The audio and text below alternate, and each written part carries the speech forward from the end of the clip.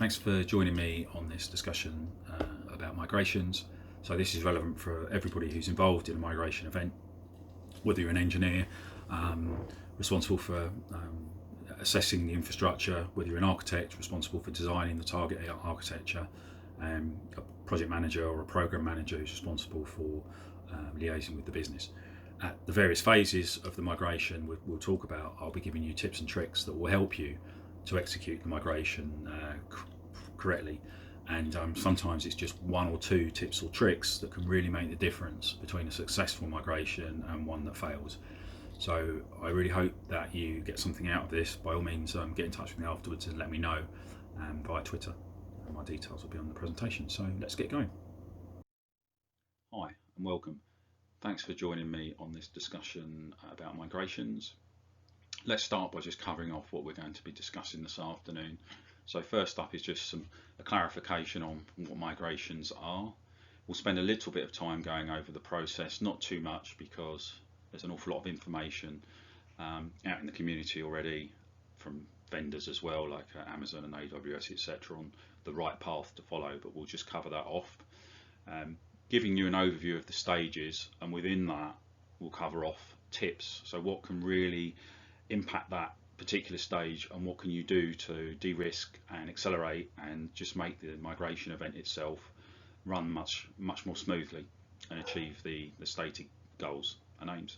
So without further ado, let's get going and move on. So a little bit about me. I've been in the industry for 30 odd years. Held a number of positions. Started off as a hardware engineer working on mid-range systems, and then got into Unix, and in the mid-90s started focusing on Microsoft technologies with Windows NT 3.5.1. That was a long time ago. Actually, most of the infrastructure I worked on in the early days, or much of it, is in the British Computing Museum at the moment. So I get all nostalgic when I take the virtual tour of the British Computing Museum. If you've not done it, then it's well worth a look. My Twitter handle, you can catch me on St Albans Daz. Happy to take direct messages or anything else. So yeah, feel free to get in touch. I've always loved this definition of a migration, moving a building whilst keeping everyone working and the lights on. And that's what it feels like when you're working on a migration sometimes. You very rarely get the luxury of a large amount of downtime, weeks and weeks to perform these activities. It's usually a big push over a weekend or several weekends, or working in the evenings if you're lucky, but that's fairly typical. And doing it safely, reducing risk. So that's the most important thing.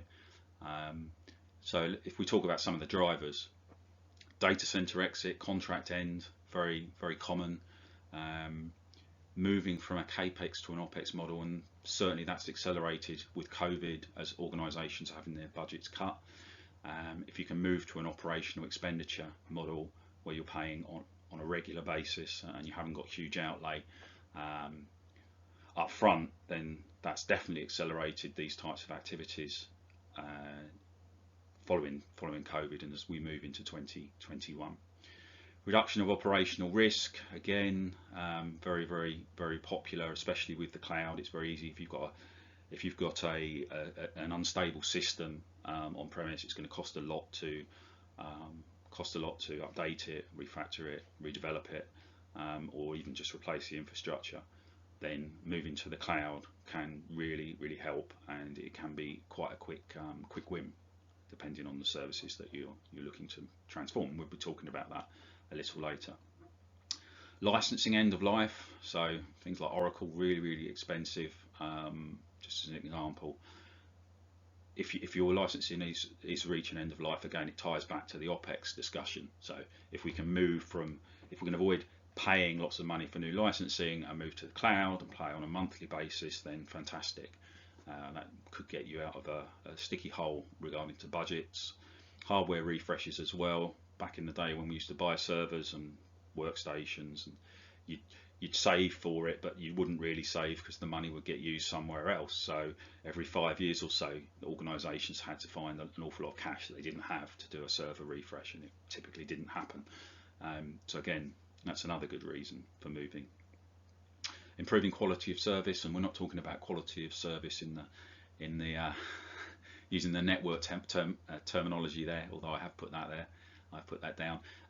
Quality of service is in improving the quality of service to your end customers, so that's super important. And obviously migrations, especially now to the cloud, can help achieve that. Overall cost reduction, again, we've touched on that in other areas, great, and one way we can achieve that, and we'll see that moving forward over the next few years, is we're moving, just as an example, to a pay per execution model. So if we move to the cloud and we're paying per execution, that can, depending on the design of course, lead to some really strong reductions in expenditure. So let's talk about some of the expectations on you as a member of the migration team. So there should be no unauthorized downtime of the system that you're moving, and you certainly shouldn't be impacting some of the other systems that are out of scope for the move, but the other areas of the business are using, and that's really important always. Meeting the quality goals, so operational resilience, security, both as you perform the migration and once you perform the migration, of course, it's likely to be very important. Reliability is another one that's right up there, and there are many others, but making sure that you achieve those should be one of the benchmarks that you're measured against as to whether the migration itself has been successful in the end. Achieving budget is nearly always the most important one, along with security, I would say. Those are the two things that are most important to organisations. And this often happens within challenging timescales. I think I can count on one hand the number of migrations I've been in where we've been given the optimal amount of time to perform them. They're normally very aggressive events, and from start to finish. So yeah, always fun to be had. So this is a typical path for a migration. So many vendors have got their own form of this. It generally follows this pattern. So obviously we start with a business case because there has to be a reason, so let's assume that's in place. Then we come down to a discovery activity. I'll talk about that in a bit more detail, but that's about what have you really got, and if you're lucky enough to have a great CMDB and it's fully up to date, and there aren't many organisations who are in that position, then that's fantastic. So we'll talk about that in a bit, but yeah, that's the phase. So what have you really got in your current environment? Moving on to assess. So how does all that hang together? What are the relationships between those assets? And that helps you with the next phase, which is to plan. So once you understand what you've really got and how it's architected and the relationships between those items, you can then move on to the planning phase, which allows you to obviously plan the migration, but to do it in a way that's de-risks and also allows you to focus on potentially putting different assets into different phases or waves, as they're often known. And then the next stage would be actually conducting the migration. So for each of these, we're going to dig into a little bit more detail. What I haven't included here are the two final phases. I wanted to keep the presentation as brief as possible. So we've got transition and then we've got close. So how we transition from a project into the business as usual world. I'm not covering that here because that's you follow just typical project path to do that. We can cover that later, or get in touch with me if you want to talk more about that particular phase and how to close the project down. Not going to go into that today. So what we're going to do is we're going to go through each of these parts of the process and each of these stages in more detail, and we're going to give I'm going to give some tips and tricks on how to get the most out of each stage and to prepare yourself for the next one. So okay, so the first of the phases that we'll look at is the business case. So I would say some of these tips might seem like an odd fit for this particular phase when people are talking about scope, timelines, risk and budget, but these are I'm presented these here because it's really important to start focusing on these and taking some of these recommendations into account at this phase, because whilst other people are, or you may be preparing the business case, these are kind of a critical factor on helping shape this the business case and also helping you prepare for the next phases that are coming down the line. Okay, whether that's discovery or assessment. Okay, so the first one I would say is be super mindful about the demands on the business, especially with regards to testing. The greater the change, the bigger the impact on the business. And if you find that there's the compelling event that is driving the migration is something like that just leads you to getting all the services up into the cloud, and there's no refactoring, or there's no there's refactoring, there's redevelopment, or perhaps you're just doing a rehost on one of the cloud providers. If you're not providing any new functionality for the business, then this can be a typically quite hard sell to get them to buy into the project. This is something you see quite regularly. There'll be competing demands on the business, and their testers are probably or often busy testing in release cycles for parts of the project that are delivering the new functionality. So that's really what you should be really considering this at this particular stage. Certainly, whether moving on to the next point, teams may be sensitive to losing control of the infrastructure. If that's happening, or if you're moving to the cloud and it's going to be another team that are taking this on, certainly if you're a technical resource on the project or an architect, you will be speaking with the people on the ground, the sysadmins, etc., who look after that application or service at the moment. So be really mindful about how sensitive they might be about losing control, as I put it, or perhaps not having such an invested relationship in those services moving forward. So be mindful of that. Availability of staff. Most organisations, especially at the moment in 2020, are really pushed really hard as far as utilisation goes. People are really busy. So if you're going to throw this project in, and often these come with tight timescales, as I mentioned, so be really aware of whether you need additional staff. I mean, this is one of the more obvious ones, but some people don't. Sometimes we don't take this into account. If you're moving to the cloud and there's new technologies, perhaps this is your first migration, and the on-premises team will be supporting it moving forward and don't have the skills, then what new technologies are involved, what additional training do they need, have you got the time to train them in the time that you've got within this particular part of the project? Can you start lining that up now? Do you need to get additional skills in to help them? That's something that you need to think of. Dependencies on critical resource. Always there'll be somebody or several people in the organisation who really know whatever service it is you're migrating. So that is a huge risk, because they're often highly sought after. So obviously that needs to be a focus at the beginning. So how can you get their time? How can you make sure that you get enough of their time, etc. Also be aware that there will be systems out there that have been around for legacy systems that there isn't a great deal of support for. So it's definitely worth thinking about that at this stage. Really helps if you're the top program in town. If you are the number one program, then you can often get the support you need from senior management. And if you're struggling to get hold of staff, if you're struggling to get the support from very busy people in the organisation who you need for the project, it's much easier if this is a highly valued program. Much more difficult if there are 2 or 3 programs that are sitting above you in the priority order.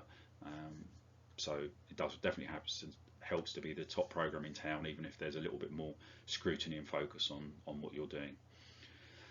Transformation, balance required, pragmatism essential. So the more transformation you do, that's great, because you're reducing technical debt, you're improving the landscape, you're improving the future. But if you're migrating a large number of systems, for example, and you're trying to do lots and lots of transformation, that has a huge impact on risk, and it certainly has a huge impact on the business and the amount of testing they're going to do, which should be obvious, because business may need to do a lot more regression testing, so this can massively increase the scope.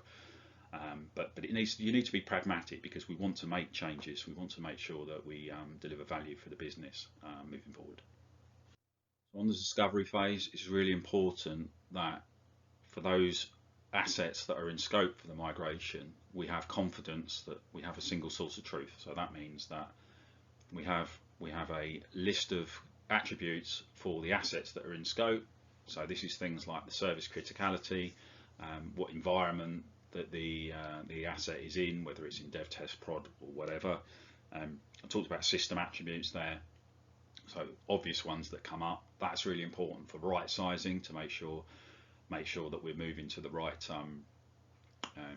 make sure we're moving to the right target infrastructure, wherever that may be, and also dependencies.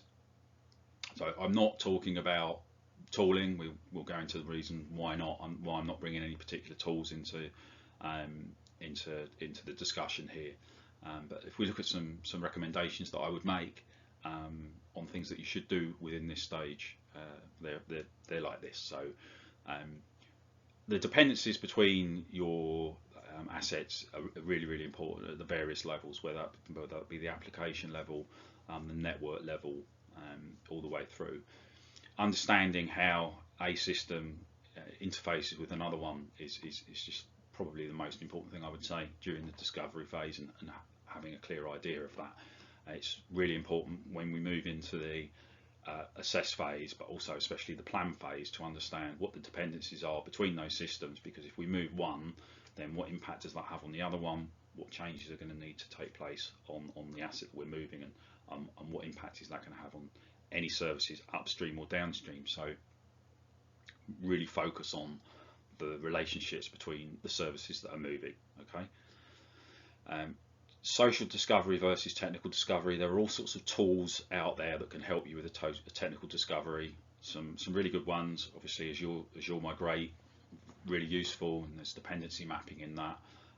So you will use those tools, and there's lots on the market, perhaps too many on the market, new ones cropping up every week. They're not going to be enough, so don't rely totally on the technical tooling that you use. It won't do the job for you.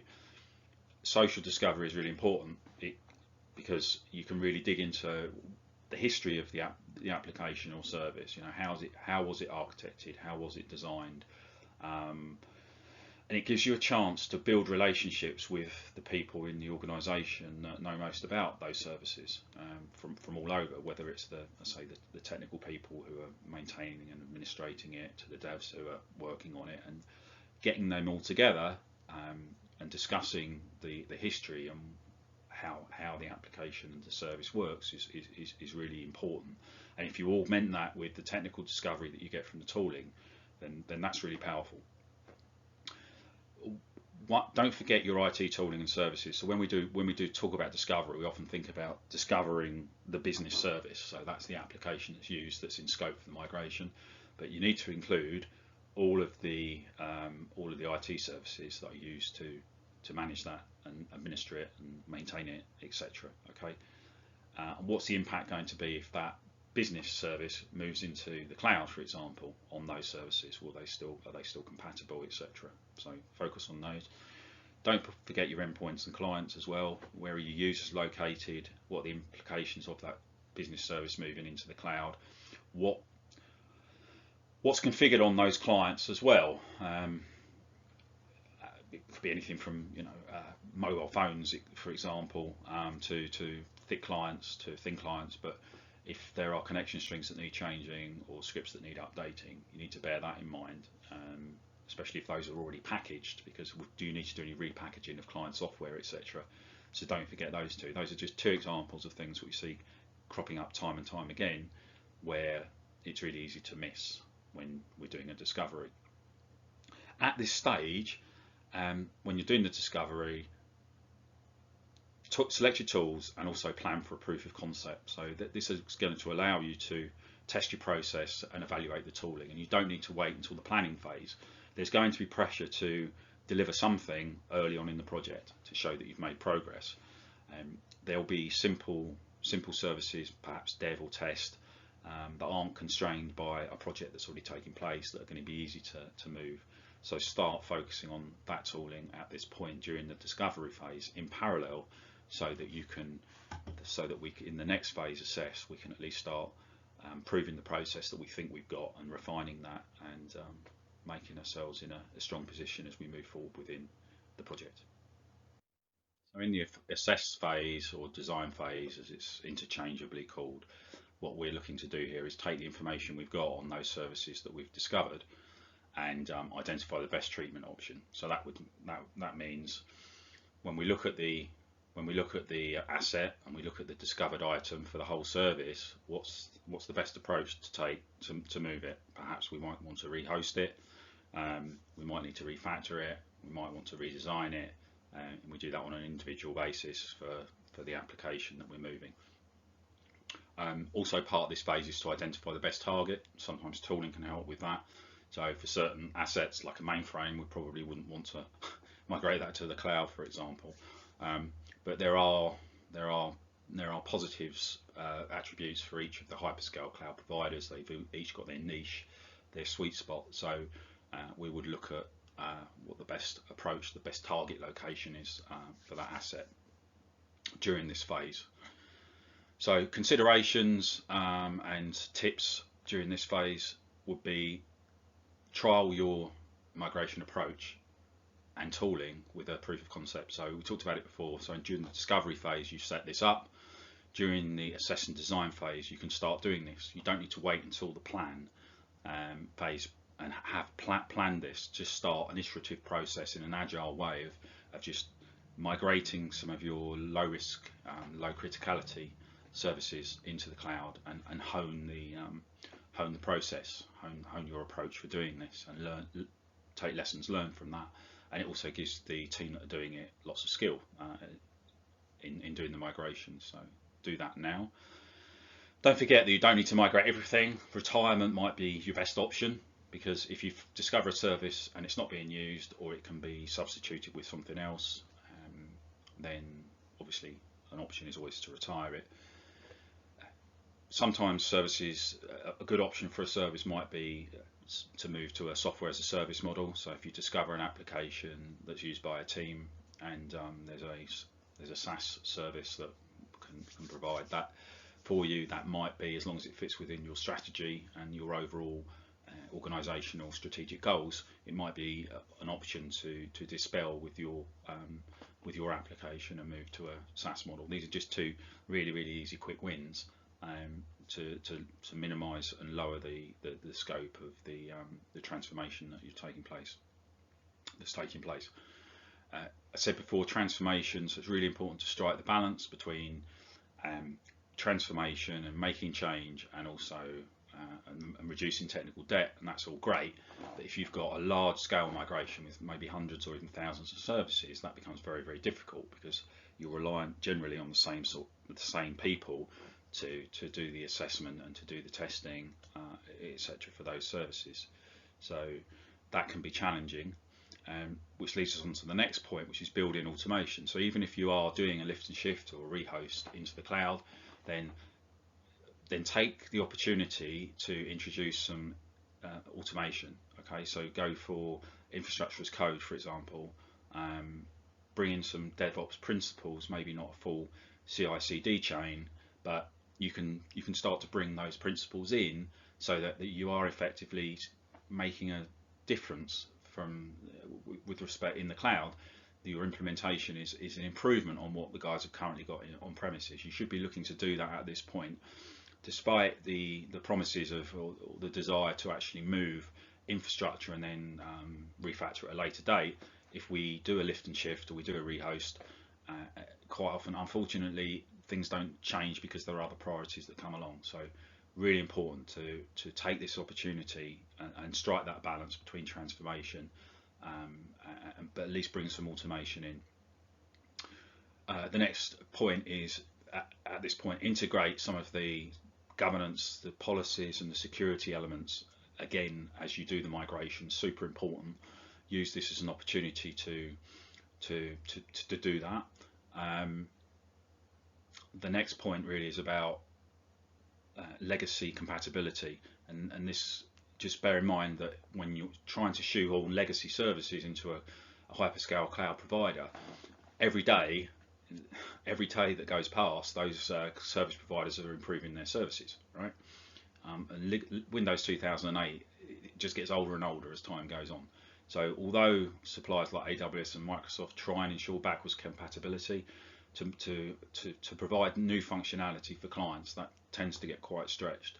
So taking that into account, The next point is look really carefully at the SKUs for the actual service that you're buying and any compatibility or limitations during this phase. It's really easy to miss those. So an example would be something like a web application firewall that might not be compliant with the way you've got IIS set up on one of your web servers, for example. So you have to dig deep. You have to look into the small print and make sure that there are no compatibility issues with those SKUs that you're choosing. And the last thing is, don't forget to engage the business all the way through. No late surprises. Keep that communication going, because if the business aren't happy, ultimately they're the end customer anyway, and we all, those of us in IT, we work to deliver services for our business customers, but keep them up to date on what's going on. Keep engaging them, because they can, they can make problems for the project if they're not fully engaged at all points, and it's good practice, it's polite, and it's the right thing to do. So very soon we're going to talk about planning. Don't forget, it's quite easy to get locked into a zone in a project like this and forget to keep that business communication flowing. So keep them involved at the stakeholder level, at the steering group level.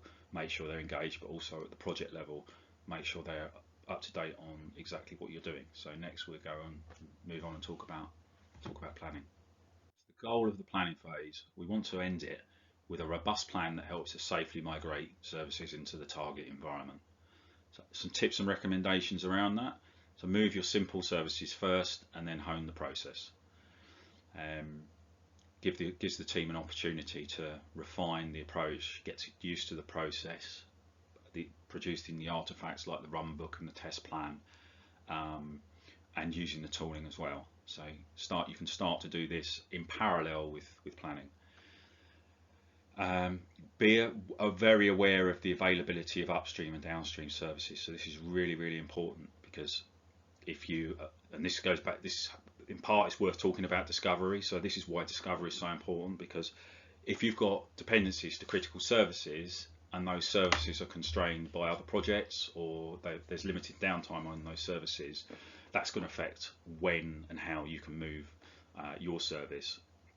So what I mean is, even if that service that we're talking about is outside the scope of the project, for example, a regulatory, there may be you may work in a regulated environment, and that service is part of another project, and there's a regulatory demand on that. If you're dependent on that service in order to be available, in order to move your service, and you can't because there's work going on that can have a massive impact on your planning. So just be super aware of the upstream and downstream services for the asset that you are moving. Detailed technical run books, really helpful to develop those. You can start to develop them in this phase, get the engineers and the guys to refine that process, make them as detailed as possible, because that helps when people are running through the migration event and they're tired and they miss things. So if you've got a lot of detail in the run books, including the commands sometimes that are needed to run to execute that particular task, then that could be really helpful, especially when people are fatigued during the night when they're running migrations. Bring the business in and be aware of the business testing scope, working closely with them, and make sure that's included in any of your timings, of course. That's really important. Also worth considering during this phase is a dress rehearsal. So a dress rehearsal would happen prior to a large migration event. So let's assume that you have done migrated a number of small services, and you have a critical service that you wish to migrate. A dress rehearsal would be performing that migration, but rolling back, and so that would typically take place in an evening or usually over a weekend. You would get the business involved, you would get all the resources involved, and you would run through the migration, always with a view to rolling back. And then you take the lessons learned from that, and when you do the actual migration, I can guarantee the migration will go far more smoothly. But that dress rehearsal is a huge investment, especially if it's happening, the weekend before the migration is the full migration is due to take place, because it's a huge investment in people and time. So it needs to be carefully balanced. So when it comes to the actual migration, it's important to have a clear sequence of events for the weekend. So a normal sequence for a migration might be something like turning off the turning off the monitoring in the source environment to ensure that the support teams are not getting alerted when services go down. You then perform a data migration. You then shut down the services in source that are not required. Bring the services in target up. Perform an element of configuration, then technical verification to make sure it works, with an element of business testing, and then hand over to the business to do a further round of testing. So you need to know what your point of no return is. So you need to know at what point you need to roll the services back so that they're ready for the next next working day for that service, especially if it's a critical service. So if it gets to say 2 o'clock on a Sunday afternoon, is that the latest point at which you can roll back the service if you've not migrated correctly, or you're still experiencing issues, so that that service can be tested and ready for the beginning of the working day on Monday? Those sorts of things you need to bear in mind. So you need to understand the results of the business testing will determine if you've got failures, if you've got issues, how critical are they? Can you afford to live with them? Have you got contingencies in place? If so, you can decide to fix forward. So you'd have a period of hypercare after the migration, in which case teams would be employed to handle issues that end users have got and resolve those issues. But actually, during the migration, if you've got a lot of servers, there are cutover scheduling tools that can help. So you would have a run book, say for the data migration team, they would perform their tasks, and only when they perform their tasks, they press a button and the green light gets given to the next team to bring up the service, for example. Those tools are really, really useful when you're talking about a large number of services or servers. You're doing it over a weekend when people are tired. It's very easy to make mistakes in a run book. If you execute the wrong task at the wrong time, it can invalidate the whole event. So they're out there, these tools. I won't mention the names of them, but go and have a look. If you need any advice, then by all means catch me on Twitter, and I'll give you a pointer, give you a steer. Super important is to have a process for triage during the migration event itself. So this would be, for example, let's say you've got the technical team doing the migration. If they hit a problem, then very quickly you need a process. You need that process in place so that you can very quickly escalate that to the right team members who know about that, the experts, your SMEs in that area. They can resolve it, and they can go back down and feed the results back through the process. And also that communication as well needs to be super efficient. So it's not just about the technical side of things, it's also about the communication up when each stage is finished to members of the team that are running the migration. There's a certain structure to migration teams, and there's certain roles that you will want to have fulfilled. And again, if you want more information, then by all means come and see me on Twitter, and happy to give you some more information. I've mentioned this a couple of times, but can't emphasize it enough. Be really mindful of fatigue and make allowances for it in your timing, etc. You will be using people for the migration. They've probably been working long hours for quite a while to get you up to this point. You will be doing the migration out of hours often, or at the weekends. Fatigue is a huge problem. It's a huge challenge, and even the best people, they're going to make mistakes, and that's again why you want to have those run books that are really detailed and really precise, and that you've refined those when people aren't so tired, so that when you get to the event and you start to run through things, you've got some really confident assets and documentation and processes that you can rely on and can help guide people even when they're really, really tired. So I just want to conclude the discussion by talking about giving you some highlights of the tips that I think are the most important. I mean, all the ones that I've mentioned I think are super important, but I've pulled a few out. So definitely approach the migration in a pragmatic manner. There'll be a push for you to increase the scope potentially to include lots of new functionality. That has to be balanced against the volume of change that you've actually got to do in the number of services or servers that you're migrating. The greater the change, the greater the broader impact on the project. So you have to bear that in mind and don't bite off more than you can chew. That said, avoid introducing technical debt. If you move into the cloud, then it's a great opportunity to reduce your technical debt, get rid of some of those old processes, introduce automation, and bring in some of those DevOps principles, and bring in some automation around security. Perhaps you can use PaaS services as well, functions, or those sorts of elements. If you can bring them in without affecting too much change, then do it at this point, because often when organisations have migrated and you do a lift and shift or a rehost, it just stays up there for too long, and it's harder to change because there's no automation in place.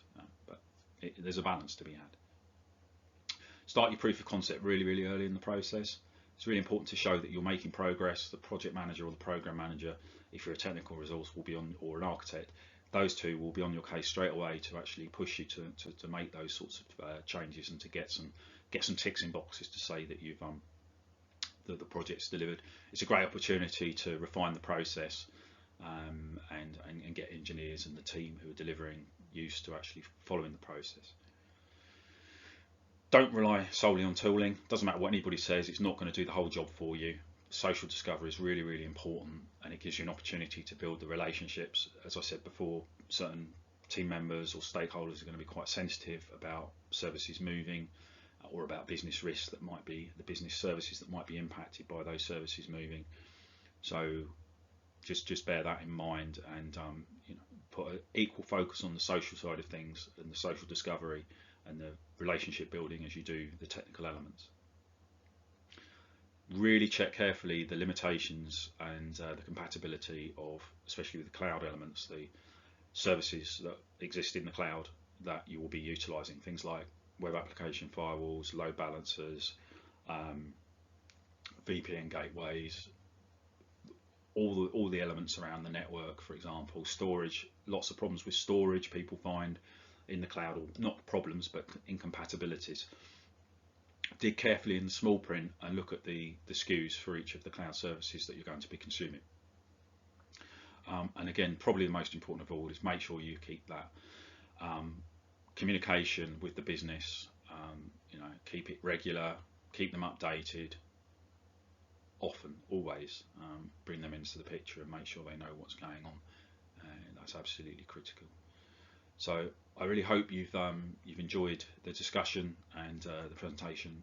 And if you do want to get me on the Twitter. You can see my Twitter handle there. Anyway, thanks for joining. Have a happy Christmas, and let's hope for a better 2021. Thanks.